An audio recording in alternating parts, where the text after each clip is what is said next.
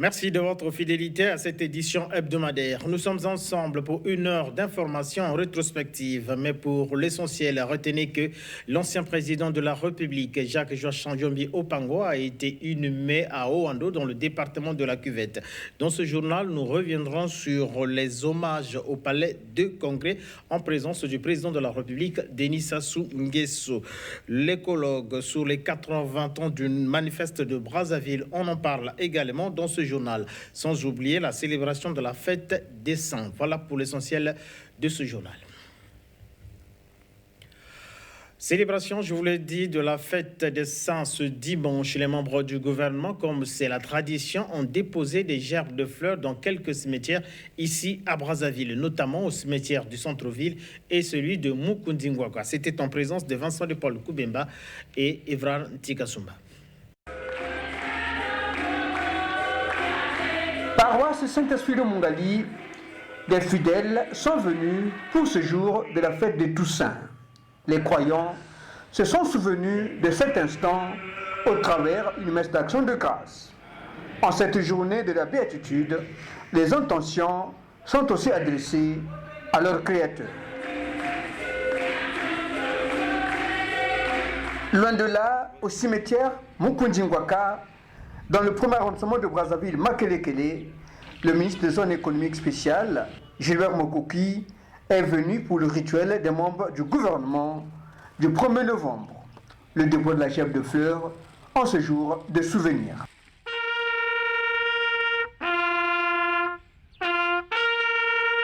C'est une question justement du souvenir.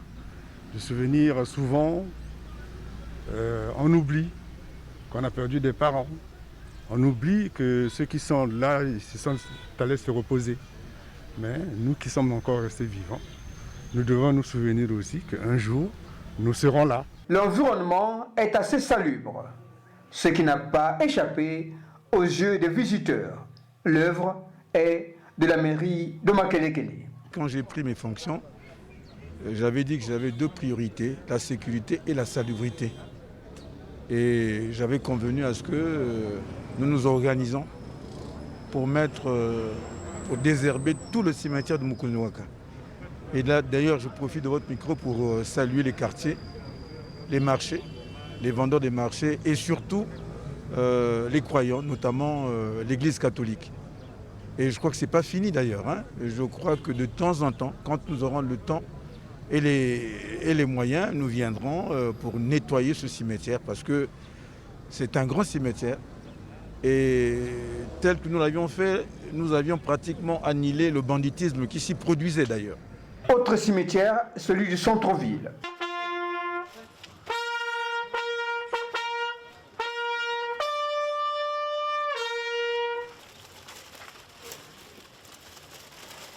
Ici, c'est le ministre de l'enseignement technique, professionnel, de la formation qualifiante et de l'emploi qui s'est exécuté. C'est une journée de reconnaissance et dire que la République n'oubliera jamais ses morts. Sur les lieux de ce cimetière du centre-ville, nous avons aussi croisé quelques-uns qui donnent la symbolique de leur sens. Oui, comme le veut la tradition, c'est le 1er novembre. Je viens me recueillir sur la tombe de mon défunt père, M. Simogo Kana. En fait, ils ne nous ont pas quittés, ils sont toujours là. Ils sont là parmi nous. Et dans chaque famille, d'aucuns ne dira que non, il n'a jamais eu un décès. Ils peuvent se retenir selon leur dogme, leur religion, mais ils ne peuvent pas empêcher la Toussaint. En ce jour du 1er novembre, la question des cimetières publics à Brazzaville revient encore. Le centre-ville et Mukundingwaka sont des cimetières officiellement fermés. Au cimetière de la Témé, le geste a été accompli par la ministre de l'économie forestière. Voyant le spectacle ahurissant, Rosalie Matondo a fustigé les actes inciviques perpétrés par quelques occupants profanant ainsi des tombes, comme vous allez le voir dans ce reportage d'Evrar Ntikasumba et Oudvarez Dabia. Ce 1er novembre, au cimetière Jérusalem, la douleur de la disparition est encore là, bien vivace pour beaucoup. On est venu pour le rituel de chaque 1er novembre, le nettoyage des tombes. Mais on ne peut s'empêcher de faire remonter des souvenirs de douleur.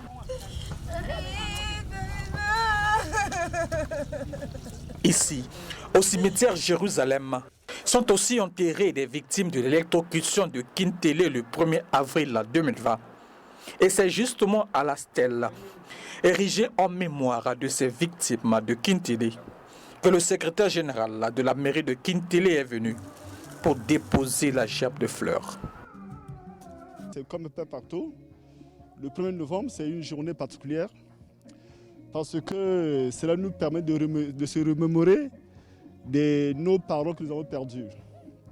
Mais ici, là, dans ce site-là, c'est plus symbolique encore parce que ça nous rappelle les souvenirs douloureux de la journée triste du 1er avril 2020, c'est-à-dire des parents que nous avons perdus par électrocution à Kintélé.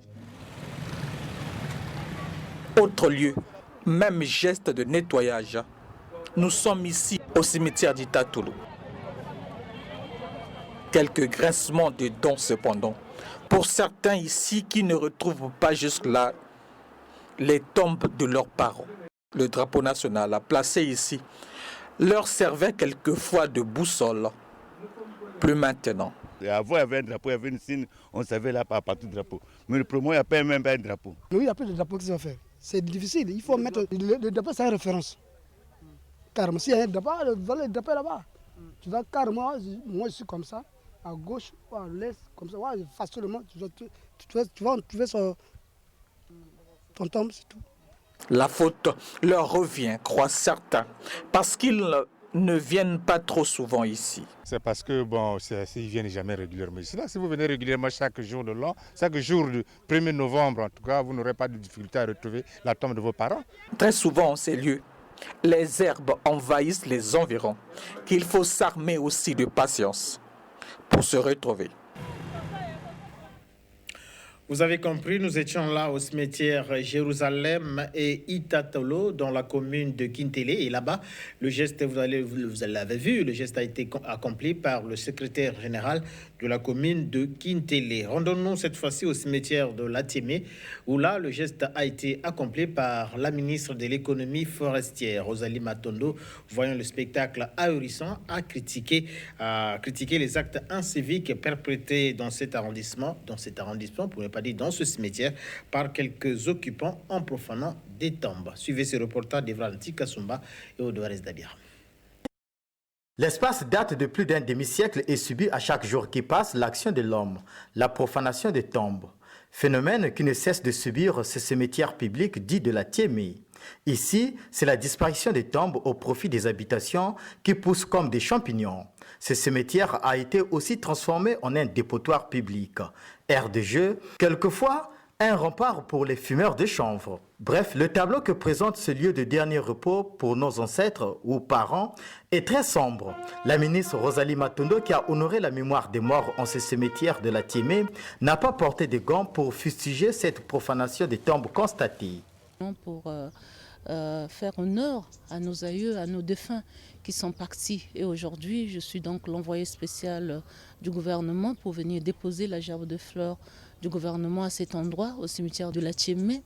Mais vous le constatez avec moi, et ça, c'est depuis des années que malheureusement, nous constatons comment les populations sont en train de profaner les cimetières de la Tiémé. Vous l'avez remarqué, mais ce n'est pas le gouvernement qui le fait, ce n'est pas le gouvernement qui le permet, mais c'est nous-mêmes les populations. Dans nos comportements inciviques, nous sommes venus profaner cet endroit. Nous avons construit au-dessus des cimetières, nous avons profané là où nous avons enterré nos parents. C'est notre responsabilité de réparer cela. Pourquoi attendre du gouvernement alors que nous-mêmes, nous sommes conscients de ce que nous faisons? Et quand il y a des défauts, on regarde maintenant le gouvernement, qu'est-ce que le gouvernement va faire? Mais nous, dans les quartiers, c'est nous qui avons enterré nos parents ici. Nous, les enfants de Wenzé, nous avons enterré nos pères, nos mères, nos grands-parents ici, dans le cimetière de Wenzé. Pourquoi nous ne pouvons pas nous relever pour dire non à ces actes d'incivisme? C'est à nous, les autorités locales, nous, les habitants de Wenze, qui devons réparer cela. Il faut souligner que ce cimetière avait fait l'objet d'un procès entre les propriétaires fonciers et la mairie de Talangaye. Procès qui serait gagné par les propriétaires fonciers. Mais alors, une question reste sans réponse. Celle de savoir qui est le responsable de la vente de terrain dans cet espace. Est-ce la mairie de Talangaye ou les propriétaires fonciers? Wait and see, comme le disent les Américains. Attendons voir. Changeons de chapitre cette fois-ci. Les travaux de construction des canalisations des eaux de pluie au quartier Plateau Batignolles avaient suscité la joie de ses habitants de Mongali. Malheureusement, avec l'avènement de la saison de pluie, ces travaux se sont arrêtés. Une situation qui inquiète d'ailleurs les riverains contraints de réduire leur marge de manœuvre pour se déplacer. Comme vous allez le voir dans ce reportage de Giscard Maungo et Evran Mongondo. Plateau Batignolles. Nous sommes dans la rive Vunza. L'environnement est d'apparence calme. Seulement, les travaux de ce caniveau, arrêtés depuis bientôt 5 mois, commencent à inquiéter depuis le retour des pluies. Ça m'inquiète beaucoup parce que ces travaux ont commencé il y a très longtemps, vers le bas là-bas. La personne qui a pris l'initiative de faire ces travaux-là, ce n'est pas une mauvaise chose, c'est bien. Mais du coup, là où ils ont commencé les travaux, ils n'ont pas terminé. Ils sont arrivés chez moi ici, c'était au mois de juin qu'ils ont commencé. Je leur ai même demandé que moi j'ai une voiture, est-ce que ça va prendre du temps? Ils m'ont rassuré que non, ces travaux-là vont vite finir. On fait ça justement pour qu'on n'arrive pas à la saison des pluies. La société qui exécutait les travaux n'est plus visible et la pluie qui a commencé à tomber à Brazzaville érode petit à petit le sol, que le mur de cette parcelle se trouve directement menacé. Depuis le mois de juin donc, que les travaux étaient arrivés ici, plus moyen d'ouvrir sa boutique. Et même ce véhicule est immobilisé depuis bientôt 5 mois, faute de passage. J'ai une voiture, je ne peux pas faire sortir ma voiture. J'ai une boutique, je ne peux pas ouvrir la boutique. Donc je suis pénalisé partout. Dès que la pluie tombe, il y a des érosions. Donc moi, je ne sais plus à quel sens se vouer. Je ne sais plus à quel sens se vouer. Donc je voudrais interpeller les pouvoirs publics, qu'ils interviennent. C'est à cause de l'inondation de cette partie du quartier, quand il pleuvait, que ce particulier avait bien cru faire en faisant passer un caniveau pour évacuer les eaux de pluie. Seulement, les travaux se sont arrêtés et quelques parcelles se trouvent être menacées. Pendant ce temps, le centre hospitalier universitaire de Brazzaville vient de lancer sa nouvelle salle de soins intensifs de cardiologie, une unité équipée en matériel approprié pour une meilleure prise en charge des patients. Le point dans ce reportage de Christine Mationa. Une visite du nouveau DG du CHU au service de cardiologie. Tous les praticiens du service de cardiologie du CHU viennent ici pour le lancement officiel de la salle des soins intensifs de cardiologie. Vous voyez, ce sont des moniteurs, qu'on appelle encore des scopes. C'est des moniteurs multiparamétriques. Et donc vous voyez, il y a plein de câbles qui permettent à ce que quand un malade est admis, et chaque câble ici a une importance particulière, on peut lui approcher des électrodes pour apprécier son rythme cardiaque. Dans cette unité de soins intensifs, le patient est sous une haute surveillance, 24 heures sur 24. L'unité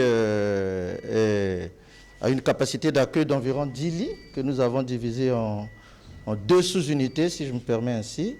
C'est-à-dire qu'on a 4 lits pour les soins aigus, qu'on appelle les soins intensifs proprement dit, c'est l'unité dans laquelle nous sommes.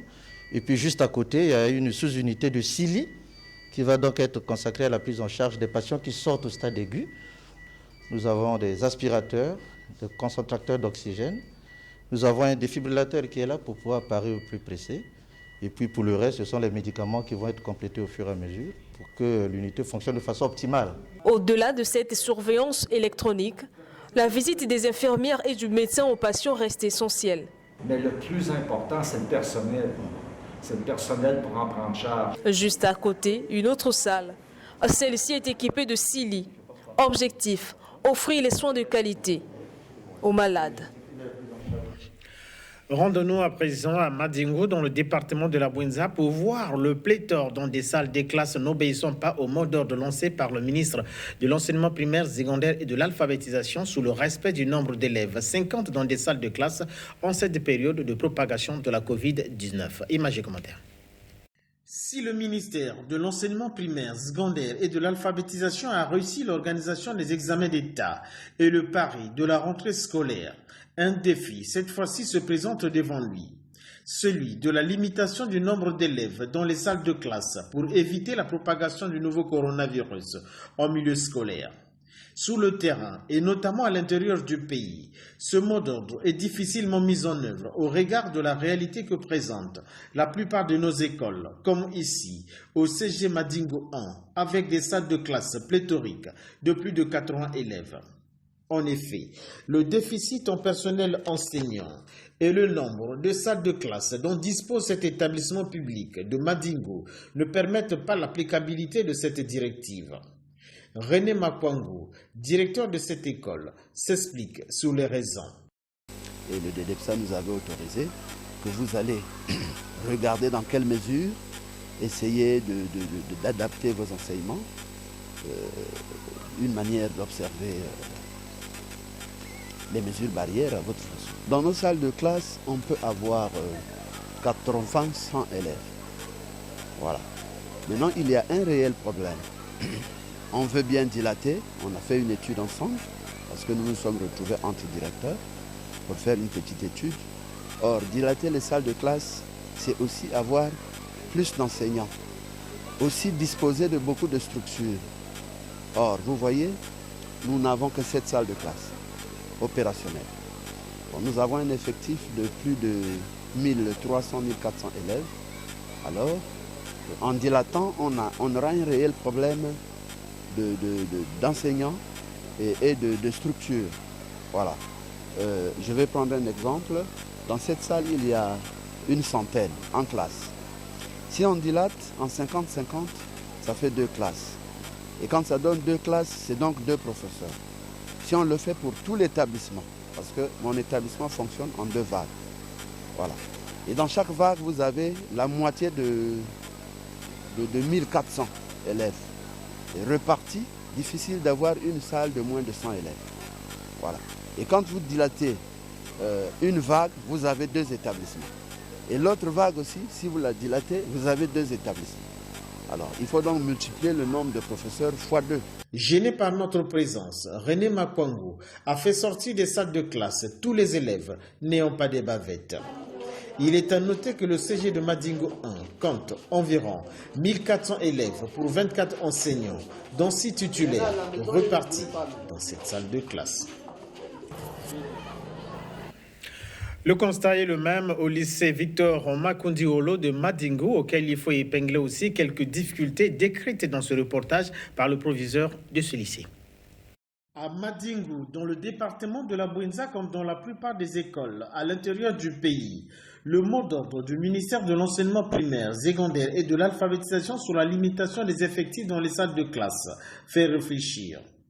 Au lycée Makundiolo de Madingo, les propos du proviseur contrastent avec la réalité des salles de classe. On a multiplié les salles de classe. Nous sommes passés par exemple de la seconde, nous avons l'année passée quelque chose de 11 classes et aujourd'hui nous en avons 14 classes pédagogiques. Donc il y a une vague qui passe le matin et il y a une autre vague qui passe l'après-midi. C'est comme ça que nous faisons, avec les effectifs réellement en nombre demandé, c'est-à-dire il y a des classes où nous avons 50 élèves, il y en a où nous avons moins de 50 élèves. Germain Komogala revient sur le déficit en personnel enseignant. Mais c'est beaucoup plus en mathématiques, en sciences physiques et en SVT. Beaucoup plus les disciplines scientifiques. C'est vrai qu'en français également nous accusons une difficulté, mais elle est une difficulté mineure, d'autant plus que nous arrivons à réaliser les enseignements sans problème. Aussi, ce lycée est en proie à l'incivisme. Nous souffrons ici d'un civisme. L'incivisme, c'est chaque fois que nous sommes visités par ces personnes de mauvaise foi qui viennent nous détruire les bureaux, qui viennent voler. Vous voyez que le mur de clôture n'existant pas et nous cohabitons avec le collège qui est juste à côté. Et ça fait que si un jour on peut nous ériger un mur de clôture, ça ferait quelque chose de bien. Et avec les effectifs qui vont aussi crescendo, il faut regarder les jours à venir comment bâtir d'autres bâtiments qui vont abriter les élèves qui viendront demain ou après-demain. Le lycée Makondiolo compte un effectif de 2215 élèves. Ceux qui n'ont pas de bavettes dehors. Oui, vous allez dehors.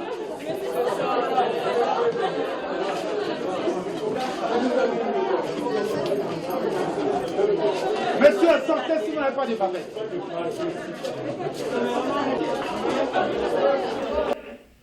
À quelques kilomètres de là, mais cette fois-ci dans le département du Niari, à Dolisie, les commerçants se plaignent des conditions déplorables dans lesquelles ils évoluent au marché central, malgré la paye régulière des taxes. Ces vendeurs qui ne supportent plus l'odeur des excréments ont pris d'assaut les artères, comme vous allez le voir dans ce reportage de Donald de Goma et Aurélien Zengi.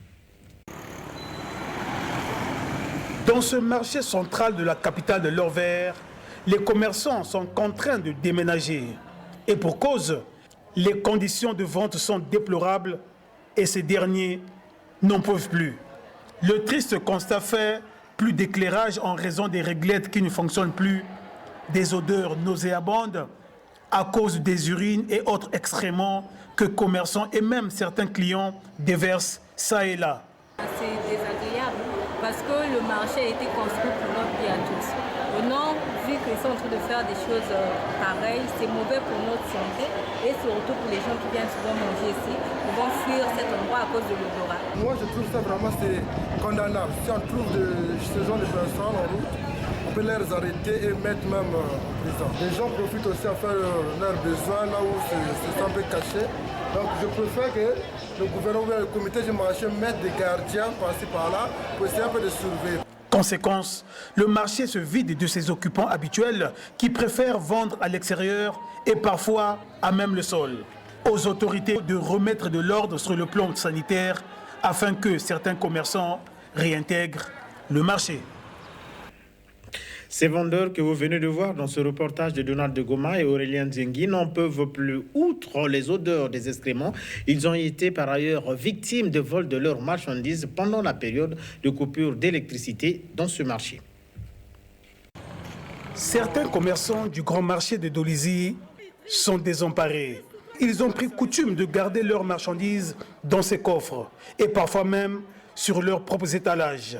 Ce dimanche, vers minuit, des voleurs sont passés par là, emportant quasiment tout. Cette besogne s'est passée dans le noir, puisque l'électricité n'y était pas. Ce n'est pas l'acte est là. Vous voyez, quand une personne est volée, ce n'est pas quelque chose de film, mais la réalité est là. Moi, j'amène souvent mes sacs de boulets, je les mets dans mon coffre. Il y a un échantillon d'un demi-sac qui est là à la police, le reste de 2 sacs est disparu. Là, je vais commencer à vendre. Même le jeune Idriss y a fait les frais. Lui qui venait d'acheter une marchandise de près de 300 000 francs CFA la veille. On parlerait d'une négligence des services municipaux qui, pour le plus grand marché de la localité, n'ont affecté qu'un seul gardien alors que les taxes sont quotidiennement payées. La mairie est responsable de tout ce qui se passe ici. Ils sont conscients de tout ce qui se passe ici. Un grand marché comme ça, il y a un seul gardien. Comment vous expliquez ça? S'il y a même 2 gardiens. S'il y a une superficie, par exemple, de 2000 mètres carrés, vous êtes sûr qu'un gardien qui est au coin là-bas, il peut regarder tout ce qui se passe ici? Tout ceci, c'est parce que ce marché, le plus grand de la capitale de l'Or-Vert, manque cruellement d'un dépôt où les marchandises seraient plus ou moins en sécurité. Les victimes, plus qu'en colère. Il n'y a plus d'emploi au Congo. Nous nous débrouillons à notre manière en vendant au marché. Et ce, malgré les taxes que nous payons tous les jours. Nous sommes visités par des voleurs. C'est vraiment triste. Tous les coffres de ce marché ont été cassés. Et comment allons-nous faire pour garder nos marchandises? On nous construit un marché, mais qui n'a pas de dépôt. Ce n'est pas normal. Ce lundi, l'heure est au constat. Et à certains endroits, on a fait appel à un menuisier pour la réparation. Selon certaines sources, l'un des voleurs qui ont sémé désolation dans ce joyau, construit en 2006 à la faveur de la municipalisation accélérée, se trouve déjà entre les mains de la police. Comme vous le constatez, la caméra de notre reporter n'était pas la bienvenue pour les responsables du dit marché qui ont failli l'interdire de faire son travail. C'est bien dommage. Pourquoi vous n'avez pas appelé? C'est la population. Revenons à Brazzaville où s'est ouvert le colloque international sur le manifeste de Brazzaville devant 4 chefs d'État, De Gaulle et Brazzaville. Une mémoire partagée entre la France, le Congo et l'Afrique a été le thème de cette rencontre de Brazzaville. Les participants à ces assises, tous ont replacé l'importance de ce manifeste. Le point dans ce reportage de Giscard Mangou et Anne Simonga. Dans la salle, 4 chefs d'État et 3 personnalités qui ont représenté leur chef d'État. Et au-delà de son côté scientifique, ce colloque international a un côté revendication des faits non écrits lors de la Deuxième Guerre mondiale et notamment le manifeste de Brazzaville. Ceci pour véritablement réécrire l'histoire. Et je pense que 80 ans après, il faut remédier à cet oubli historiographique. Denis Sassou Nguesso. Il nous faut mettre en lumière, une fois pour toutes, la part africaine au mouvement universel des idées, la contribution africaine aux grands événements de notre temps. Arnaud Robinet, le maire de Reims, ou bien Hervé Guémard, le président de la Fondation Générale de Gaulle, ont aussi reconnu l'importance du manifeste de Brazzaville. Londres signe le refus viscéral de la défaite, témoigne du réflexe patriotique, arme la volonté par la magie de l'appel, ce point de repère, cette étoile polaire dans l'horizon qui se dérobe comme dans la houle. Mais Brazzaville, c'est autre chose. C'est la capitale de la France libre. Dès le 24 octobre 1940, ce que Londres n'aura jamais été. Le 27 octobre 1940, alors que la France prise par le régime nazi avait perdu son honneur, le général de Gaulle lança un appel de ralliement pour reconquérir les terres de France. C'était à Brazzaville. C'était le manifeste de Brazzaville. C'est ici, à Brazzaville, avec la création d'un nouveau Conseil de défense de l'Empire, que la France libre cessa d'être un mouvement pour devenir un gouvernement. La France libre avait alors commencé dans un lieu où le général de Gaulle qualifiait de refuge de l'honneur de la France. Pourtant, les livres d'histoire ne rapportent pas toujours dans leur valeur intrinsèque. Ces faits, ce colloque a aussi quelque peu ce rôle. L'acte du 27 octobre est en réalité un appel à la solidarité et le sacrifice de l'Afrique dans la reconquête de la France qui avait perdu son honneur. Denis Sassou Nguesso, le président de la République, et Idriss Déby Itno, le président du Tchad, l'ont fait savoir à ses assises. De Gaulle et Brazzaville, une mémoire partagée entre la France, le Congo et l'Afrique. Le colloque international se tient sur ce thème et au menu de ce jour d'ouverture, des allocutions et des communications. On a mis les petits plats dans les grands. Et ici, on nous replonge dans l'histoire. J'appelle à la guerre. C'est le général de Gaulle de notre cérémonie qui appelle au ralliement, donc à la solidarité. Et Denis Sassou Nguesso de le rappeler dans son adresse aussi. La sublimation de l'action des Africains. Pourtant, l'Afrique est absente dans les grands lieux de décision mondiale. Il plaide pour un siège au Conseil de sécurité des Nations Unies. Les pays africains doivent être entendus, y compris au sein du Conseil de sécurité des Nations Unies, où les anciens alliés de la Seconde Guerre, qui ont toujours voix au chapitre, devraient leur faire de la place en tant que membres permanents à part entière avec droit de veto. Le manifeste de Brazzaville doit être replacé dans les grands actes de l'histoire et le président tchadien de se désoler que rien de ces actes de bravoure des Africains n'est rappelé dans l'histoire de la France. C'est l'objectif aussi de cette rencontre de Brazzaville, reconnaître l'importance historique du manifeste de Brazzaville. Pendant ce temps, la population de la Bouenza ne croit plus en la pandémie du nouveau coronavirus. Une attitude accentuée par les récents événements en Cailly de Merveille Bazonzela, décédée après son interpellation par les services de la gendarmerie dans les marchés. Tout comme les avenues, cette population exerce et circule sans être inquiétée d'une probable contamination. Le mot d'ordre lancé par les manifestants en Cailly sous le décès de Merveille Bazonzela après son interpellation par les services de la gendarmerie sous le rejet de la bavette a été malheureusement bien suivi dans tout le département de la Bouenza. À Loutete, tout comme à Mombelo, le port de masque n'est plus obligatoire mais facultatif. Bon, je n'ai pas mis la bavette parce que c'est oubli seulement. Je la porte souvent, mais aujourd'hui, là, comme j'étais en train de nettoyer ma boucherie, le matin, là, je n'ai pas porté ça. Sinon que j'en ai dans ma boutique, je peux même la porter tout de suite. J'en ai avec moi ici. Sinon qu'on est là, on porte ça depuis que la maladie a commencé de sévir. On est dans le rythme. Quelque chose de négligence. Une négligence. Donc les gens pensent que là, la maladie n'existe pas. Mais or, la maladie existe ici au Congo. Dans le village, la majorité de la population ne porte pas de bavettes. Donc quand vous portez des bavettes, vous venez peut-être comme un étranger aussi qui revient d'ailleurs. Ces Mandélois ne mettent plus les masques, plus autant qu'avant, parce que le nombre de cas de Covid-19 a baissé. Au marché, les gens se frottent les uns aux autres sans s'inquiéter. On vit avec le coronavirus, a lâché ce monsieur à Mandélo. Ici, tous les parents d'ici trouvent que c'est une maladie que nous avons obligé aux Congolais d'y croire, que la maladie n'existe pas.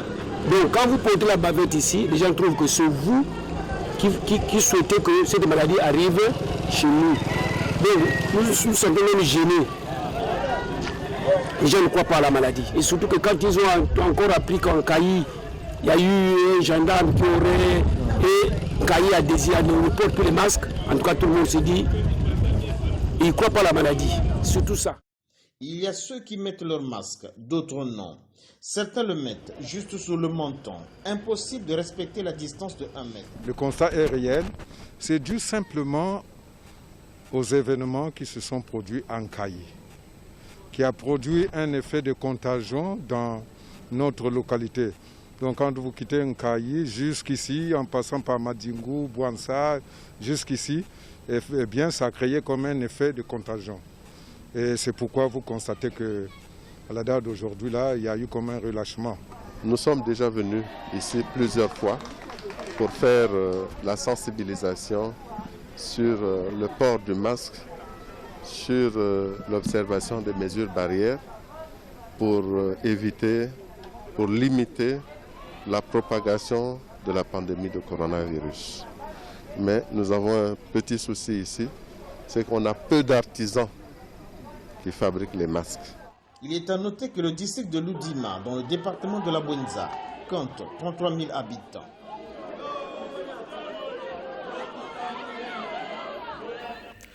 L'humanité a célébré la journée de judo. À Brazzaville, on s'est inquiété sur la tenue de la prochaine assemblée générale élective de la Fédération congolaise de judo. D'ailleurs, Aya, le représentant du comité de normalisation de cette fédération, est revenu sur cette inquiétude dans ce reportage d'Evraranti Kassouma.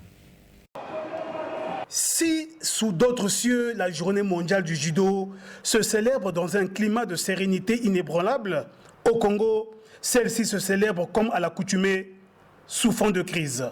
C'est une crise qui pouvait trouver son issue sous peu à la faveur de la tenue de l'Assemblée générale élective. Malheureusement, on est encore loin d'une issue favorable. Ce mercredi, au cours de la conférence de presse, le comité de normalisation de la Fédération congolaise de judo, représenté ici par l'un de ses membres, Aya Kalodje, nous a fait l'état des lieux de la situation du judo congolais à l'orée justement de ce tournant qui mettra définitivement un terme à la léthargie constatée depuis un certain temps. dans un État, quand les lois seront justes, les hommes deviendront justes. Donc, il est très dangereux d'affronter l'État ou de chercher à humilier l'État. Nous sommes dans un pays organisé. Si vous lisez la circulaire ministérielle, notamment sur la page de garde, il est mentionné que la circulaire a été conçue sur la base d'une charte signée entre les ministères des Sports de l'Afrique et les fédérations internationales. Et cette charte a donné pouvoir au ministre des Sports de donner par délégation de pouvoir le pouvoir aux fédérations d'exister ou de fonctionner. Voilà pourquoi quand on tient une assemblée générale élective, si vous constatez que pour que votre assemblée soit validée, il faudrait qu'il y ait le représentant du ministère et du comité olympique. À ce moment-là, votre assemblée est validée. Nous faisons confiance à l'État parce que nous devons respecter l'État, parce que le pouvoir du judo des fédérations au Congo-Brazzaville, c'est le pouvoir de M. Hugues Ngolondele, nommé par le chef de l'État pour gérer le sport au Congo. Effectivement, c'est dans le souci d'organiser une assemblée générale élective apaisée de la Fédération congolaise de judo et disciplines associées que la réunion de ce mardi 27 octobre des différents acteurs qui concourent justement à la résolution de la crise au judo a été contre toute attente avortée. On rappelle, cette réunion capitale devrait comporter plusieurs points, notamment l'affiliation des clubs, le corps électoral, la période de dépôt de candidature et tout naturellement la date de l'Assemblée générale élective. Face à un tel imbroglio qui n'honore pas le pays, la balle est désormais dans le camp du ministère des Sports pour trancher. Vous avez bien noté, il s'agissait bien du reportage de Donald de Goma et David Gomez et non de Evrar Tikasumba. Le pléthore dans les salles de classe, on en parlait, on en parlera toujours. En Kayi, dans le département de la Bouenza, vous allez le voir, dans des salles de classe, les élèves sont assis côte à côte sans être inquiétés d'une probable contamination au nouveau coronavirus. Le responsable de l'école primaire en Ndulungwaka est dépassé par l'événement. Dans ce reportage de Morel Mabélé et Mercia Mango. L'école primaire Ndulungwala de Nkayi dans le département de la Bouenza connaît une pléthore d'élèves. 1400 élèves répartis dans 9 salles de classe. Cet établissement scolaire public ne respecte pas les mesures barrières. 180 élèves dans une salle de classe. D'autres élèves sont assis à même le sol. L'école primaire Ndulungwala a aussi d'autres soucis, notamment un déficit d'enseignants. Marcia Anissé Nkombo, directeur de l'école primaire Ndulungwala, est désemparé. Vu l'effectif de mon établissement, 1400 élèves pour 9 salles de classe, si vous vous amusez à diviser cet effectif par 80 élèves minimum, nous avons autour de 17 salles de classe, alors que nous n'avons que 9. Et aussi, il se pose un problème d'enseignants. Donc jusqu'au jour d'aujourd'hui, moi personnellement, honnêtement, je n'ai pas de solution. Je n'ai pas la solution parce que si je prends les enfants du CP2 seulement, CP1, CP2, qui sont autour de 400, si je divise 80, j'aurai donc autour de 5 ou 6 salles de classe occupées, alors que nous n'en avons que 9. Ça veut dire quoi? Que dans la semaine, nous n'aurons que les CP qui vont fonctionner. Et après, donc les CIE vont attendre la semaine prochaine. Vu ce calvaire, Filou Ngoma, natif d'Nkayi, a pensé venir à la rescousse de cette école qui a du mal à respecter les mesures barrières. Il a porté les tables bords et les bavettes à ses élèves qui ne mettaient plus les masques depuis l'incident de Merveille. Les responsables de l'école primaire Ndulungwala comptent construire d'autres salles de classe avec les moyens du bord pour permettre aux élèves d'étudier dans les bonnes conditions en cette période de lutte contre la Covid-19. À quelques kilomètres de là, dans le département du Niari, les Dolisiens venus assister aux obsèques d'un agent de la mairie ont oublié les gestes barrières prenant d'assaut la morgue, comme vous allez le voir dans ce reportage de Donald de Goma et Aurélien Zingi. 2 poids, 2 mesures à la morgue municipale de Dolisie. Tenez, lorsqu'il s'agit des enterrements ordinaires, les gestes barrières sont scrupuleusement respectés. Pas plus de 10 personnes par famille. À l'extérieur, la force publique veille au respect de ces mesures édictées par les autorités. Cette barrière n'est franchie que par les concernés, comme partout ailleurs. Mais lorsqu'il s'agit des obsèques d'un agent de la mairie, par exemple, comme c'est le cas ici, C'est le déluge. Mardi dernier, un spectacle désolant a été vécu.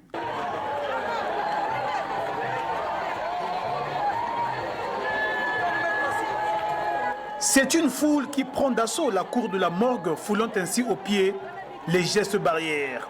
On a l'impression que les Dolisiens et Dolisiennes ont appris que la pandémie du coronavirus a été plus que vaincue au Congo. Erreur. La maladie est encore là. Il faille demeurer dans la prudence. Comme on le constate, le port de la bavette, pour la plupart, est rangé dans les oubliettes.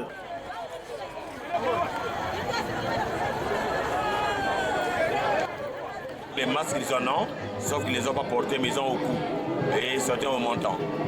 En pareille circonstance, la force publique ne peut qu'être débordée, voire dépassée par les événements.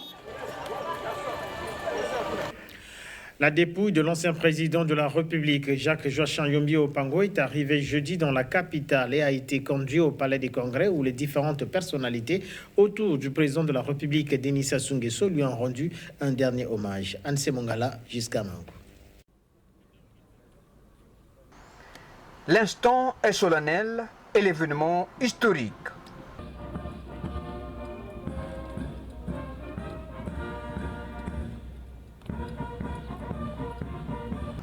La nation reconnaissante honore la mémoire de l'un de ses fils, le général Jacques-Joachim Yombi Opango, ancien président de la République du Congo de 1977 à 1979.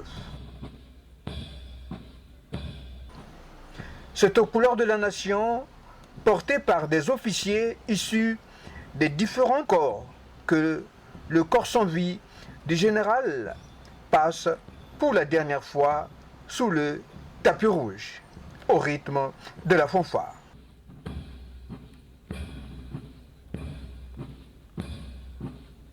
L'instant est douloureux, mais le devoir de mémoire oblige.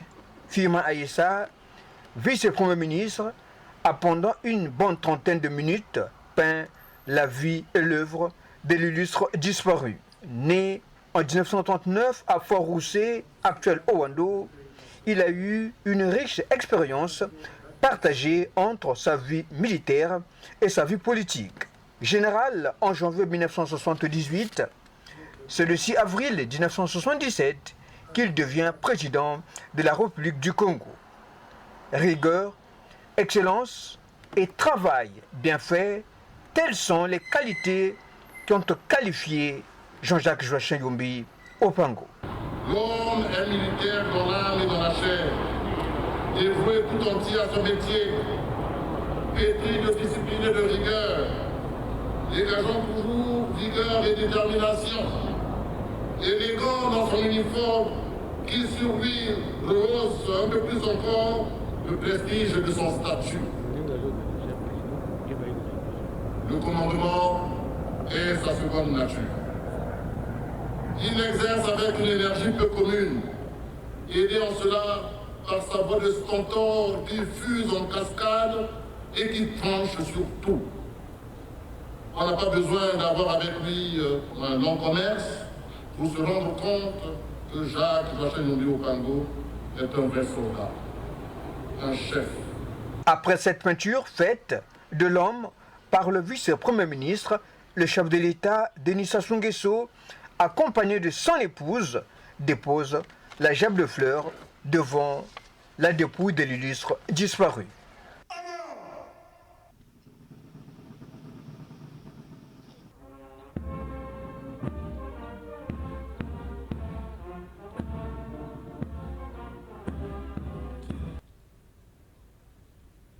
Après quoi, le corps de l'ancien président de la République quitte le lieu de la cérémonie pour l'aéroport destination Owando.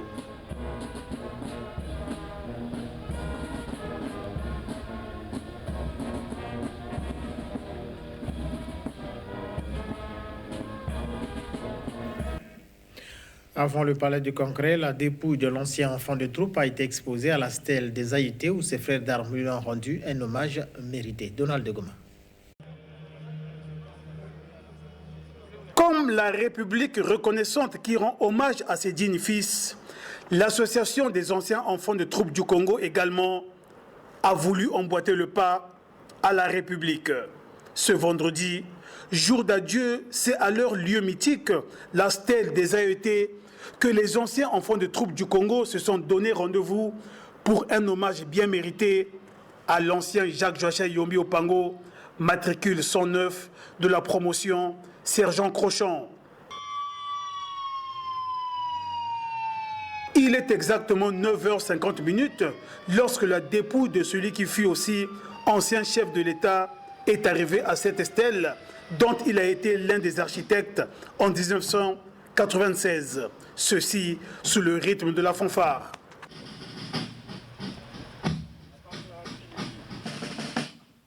Au nombre des temps forts de cette cérémonie d'adieu, le recueillement. Quelques grands anciens se sont recueillis à l'image de l'ancien Moussa Bakani, le président de la promotion des grands anciens, matricule 47. Pour boucler ce moment plein d'émotions, l'honneur a échu au président de l'association des anciens enfants de troupes du Congo d'emboîter le pas. Après le dépôt de la gerbe de fleurs du président Rémi Ayayos Ikunga, s'en est suivi l'hymne des AET. À l'école, tous réunis, nous portons en nous l'espérance, comme ceux de France. En avant, joyeux garde l'éclair, nous ne pourrons que leur jurer de toujours les imiter. Un seul discours a été enregistré au cours de cette cérémonie. Il s'agit de l'éloge de l'AET qui a été fait ici par l'AET Serge Eugène Goma Boubanga. Artisan parmi les grands artisans de l'association des anciens enfants de troupes du Congo, l'AET Jacques-Joachim Yombi Opango se montrait particulièrement soucieux du bon fonctionnement de notre association, au point d'en être resté l'un des plus prestigieux mentors. Nous en tenons pour preuve sa participation remarquée et sa contribution positive dans les rangs des grands anciens au moment du congrès extraordinaire des AET tenu en 2010 au Palais des Congrès. Parce qu'il a toujours incarné avec élégance les valeurs cardinales des AET, à savoir la fraternité, l'entraide et la solidarité, l'annonce de la disparition de cette immense personnalité a été vécue parmi nous comme une perte inestimable, plongeant ainsi notre communauté dans un saisissement inénarrable. S'il est vrai que la perte des êtres les plus chers ne peut être comblée par des simples mots de réconfort, ni même par des sempiternelles litanies, les AET du Congo, unanimes dans la reconnaissance et solidaires dans la douleur, les AET du Congo souhaiteraient, ici et maintenant, à travers ce digne et solennel adieu, traduire vivement leur profonde compassion, leur grande affliction, leur réelle solidarité et leur sincère condoléance à toute la famille éprouvée. Ainsi, depuis l'annonce de la disparition de Jacques-Joachim Yombi Opango, l'association des anciens enfants de troupes du Congo a-t-elle tenu à rendre également un vibrant hommage à leur ancien qui a tant et si bien incarné l'éthique de l'AET.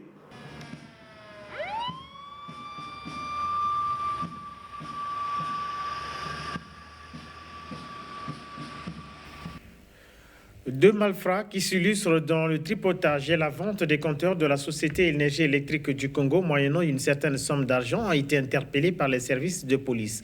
Un des chefs d'agence de cette société explique dans ce reportage de Morel Mabélé et Patrick Ngué la procédure utilisée pour mettre la main à cet agent. Il s'appelle Roland Moussa, 40 ans révolus. Il est tombé dans les filets de la maille de E caressée. Cet ancien tâcheron de E caressé, ex-SNE, s'est lancé dans une opération de tripotage des nouveaux compteurs. L'adage est connu, 9 jours pour le voleur, le 10e pour le propriétaire. Cette fois-ci, Roland Moussa n'a pas pu tromper Maureen Mokebe, un client de E caressé. Il nous raconte sa mésaventure. Hier, il y a un monsieur qui est arrivé chez moi là-bas avec un esprit chanteur. Il faisait du chantage. Il dit que votre compteur consomme beaucoup, ça circule très vite. Et donc, attendez-vous lundi, vous aurez une facture de pas moins de 400 000. Ainsi, si vous voulez que ça ne soit pas comme ça, vous devez nous donner quelque chose comme ça. On va vous retirer le compteur. Ça va aller au laboratoire, là où il y a des partenaires qui vont chacun prendra sa part. Après, on viendra vous remettre un compteur bien réglé qui ne consommera pas. Emmanuel Oko, chef d'agence Centre-Ville de EKRC, saisi de cette affaire, a alerté les services habilités pour mettre la main sur ce malfrat qui a avoué les faits qui lui sont reprochés. Je me suis présenté, pas comme chef d'agence, mais comme un client, comme le client. Et il me dit, je vais enlever ton compteur et je vais le changer. À partir de 17h, je vais l'enlever parce que l'index qui est affiché, c'est un index qui est très élevé. Et je vais enlever le compteur et le changer. Je dis, mais tu ne l'enlèves pas pour rien. Il faut que tu nous dises pourquoi tu veux l'enlever. Il me dit, non, je veux l'enlever parce que lui, en récompense, il va me donner 60 000 francs. Et nous sommes nombreux, on va se le partager, on va se les partager et avec les autres. Nous allons lever le compteur à 17h et le matin à 5h, nous allons venir lui restituer le compteur. Jacques Tchongo, superviseur du projet inventaire physique des consommateurs d'électricité et pose des compteurs, exhorte la population à être vigilante car il y a une équipe des anciens et tâcheront en activité qui tripotent les compteurs des consommateurs moyennant pécule. Les compteurs sont étalonnés depuis les usines aux normes internationales. Une fois arrivés au Congo, nous avons aussi des laboratoires d'étalonnage des compteurs. Ces compteurs sont vérifiés dans nos laboratoires d'étalonnage. Les compteurs ne tournent pas trop vite. Ils tournent vite lorsque le client consomme beaucoup. Lorsqu'il consomme peu, il tourne moins vite. Par exemple, il y a des clients qui sont au compteur qui payaient 15 817 francs au forfait, qui payent aujourd'hui moins de 15 817 francs. Parce qu'ils consomment moins, ils ont rationalisé leur consommation. Le problème, c'est à ce niveau. Les clients doivent contrôler leur consommation. Qu'est-ce qui se passe? Le plus souvent, les clients qui reçoivent les factures avec des montants élevés ne maîtrisent pas leur consommation. C'était notre tâcheron encore en activité à EKRC qui a sollicité les services de son ancien collègue Roland Moussa pour cette opération. Après l'opération, il devrait percevoir 60 000 francs CFA. Accident sur la voie ferrée. Un homme vient d'être fauché par un train alors qu'il marchait à proximité des rails à hauteur du passage à niveau sur la rue Lénine. Le point dans ce reportage de Donald Goma. Le drame s'est produit aux environs de 15h ce samedi. Au sol, juste à côté des rails, un homme allongé, mort. Il aurait été accroché par un train à partir de son sac en bandoulière.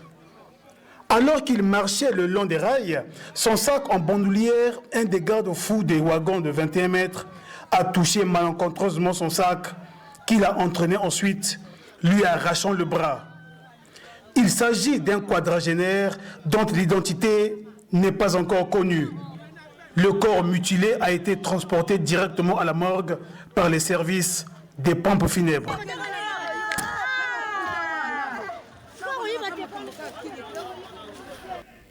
Rendons-nous à présent au quartier Jacques Opango, dans le 6e, ici à Brazzaville, où les populations se plaignent de l'arrêt des travaux sur l'avenue des Ambassadeurs, alors que ces travaux, une fois terminés, devraient les faciliter dans leur mouvement. Le point dans ce reportage de Donald Goma et Gisca Mango. Ils avaient sauté de joie au lancement des travaux sur cette avenue. Beaucoup semblent déchantés aujourd'hui. Les travaux semblent être à l'arrêt et la population continue à souffrir le martyre et vit le calvaire pour atteindre le centre-ville en cette période des pluies. Pour permettre la fluidité de la circulation sur l'avenue, les jeunes de bonne volonté se sentent obligés de dégager à chaque fois le sable qui s'amoncelle par ici et regrettent cet arrêt de travaux. Nous sommes abandonnés à nous-mêmes depuis que les travaux qui avaient été lancés par le maire sortant. Bon, Depuis qu'il n'est plus là, les travaux ont été arrêtés du coup et on ne nous dit rien. On ne savait pas est-ce que c'était un projet inscrit au budget communal ou alors c'est sur l'initiative du maire sortant. Bon, maintenant si c'est sur l'initiative du maire sortant, que le maire actuel prend en ligne de compte, c'est des préoccupations. Voyez-vous quand il y a des grandes pluies là, c'est des jeunes qui viennent se mettre la nuit s'aider. Sinon, ça sera impraticable. Quoi qu'il en soit, les populations n'ont qu'un seul vœu, celui de voir cette avenue être réhabilitée. L'État, vraiment, c'est une continuité. On sait le nouveau maire, il n'a qu'à venir à Jacques, il n'a qu'à venir faire la ronde. Lui-même, officiellement, il n'a qu'à descendre ici et faire la ronde. Quoi qu'il en soit, qu'il ait été un projet personnel, mais c'était au profit de la population. Donc il s'agit maintenant pour l'État de regarder qu'il est bien fait ou mal fait, mais enfin, pour les besoins de la population, que l'État, au nom du principe de continuité de l'État, de continuer les travaux. Vu l'état de dégradation de la voie au quartier Jacques-Opango, les citoyens sont obligés d'emprunter les taxis motos dont la course revient à 1000 francs CFA ou les véhicules 4x4 dont la course revient à 200 francs CFA.